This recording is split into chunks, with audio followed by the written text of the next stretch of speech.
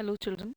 So, today in this module, we are going to read the chapter The Hundred Dresses, Part 1 by Bsor, Ester.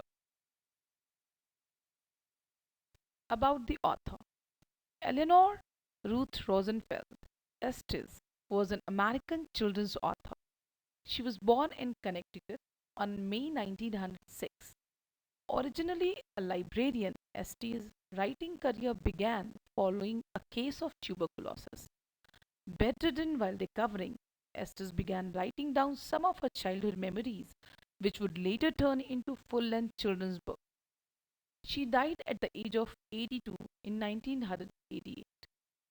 The story The Hundred Dresses is based on her real life experience.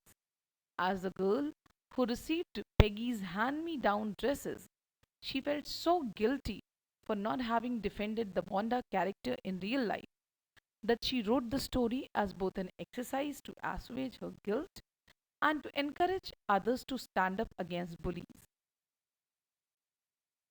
About the story a Newbery Honor book, Eleanor's Estes, The Hundred Dresses, is a straightforward yet psychologically complex story about friendship and the ethical implications involved in standing by and saying nothing while another person is being harmed.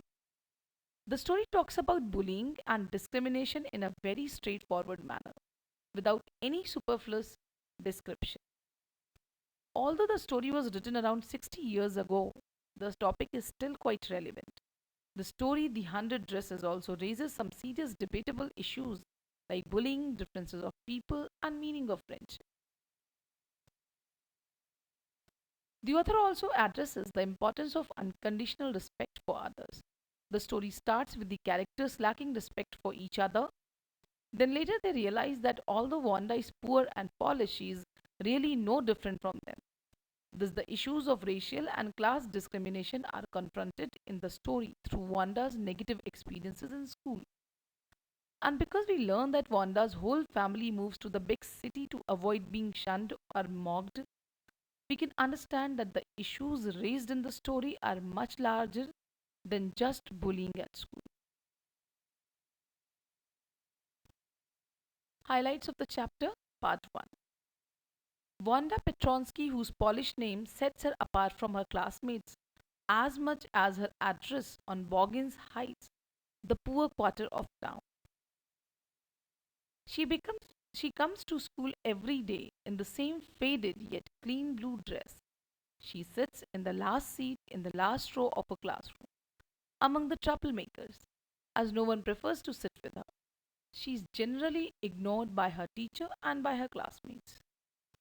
The children pay attention to Wanda, however, after the day she claims to have 100 dresses at home. Peggy, a privileged and popular girl, decides that it will be amusing to make fun of Wanda for this apparent lie, and Peggy's friend Maddie, while uncomfortable with Peggy's behavior, does not stop it. Maddie is poor, though not as poor as Wanda, but her own dresses are discarded one from Peggy's closet, and it would be painful and embarrassing to have Peggy point this out to everyone. So Maddie is afraid that Peggy will turn her attention on her if she stands up for Wanda. Thus, Maddie never participates in making fun of Wanda but always tries to protect her own place in the classroom community and in Peggy's good books by doing nothing to prevent Peggy from having fun at Wanda's expense. One day, when they entered their classroom, they stopped and gaped to see 100 drawings of bright and beautiful and differently designed dresses displayed all over the room. Everyone who entered the room murmured with admiration. Peggy and Maddie waited outside the school for Wanda to make fun of her, but Wanda was absent for a few days. But no one noticed that. The other day, Peggy did not wait for Wanda as the teacher was going to declare the result of the art competition. Miss Mason announced the result of art competition. Among the boys, Jack Boggles had won, and among the girls, Wanda Petronsky. She asked the students to give her a Special applause, though Wanda was not present to enjoy it. She had submitted 100 sketches, and every sketch was worth winning the best prize. Not the students understood that Wanda actually never lied about the 100 dresses. She rather meant these beautiful dresses that she had drawn. Part 2. Children went on with their routine, and no one noticed the absence of Wanda until one day, while the class was going on, Miss Mason received a note from principal's office. She looked a little upset, but finally she told the student that she was going to read a letter from Wanda's father. It gave the information about Wanda's leaving the school, as they had moved to a big city. The note also had an indirect complaint. It said no one would make fun of Wanda's name and call her Polak before there would be many funny names and foreigners like her in a big city. The whole class was sad at Wanda's leaving. Now Maddie could not focus on her studies. She felt guilty. After school, both Peggy and Maddie went to the Boggins Heights to meet Wanda.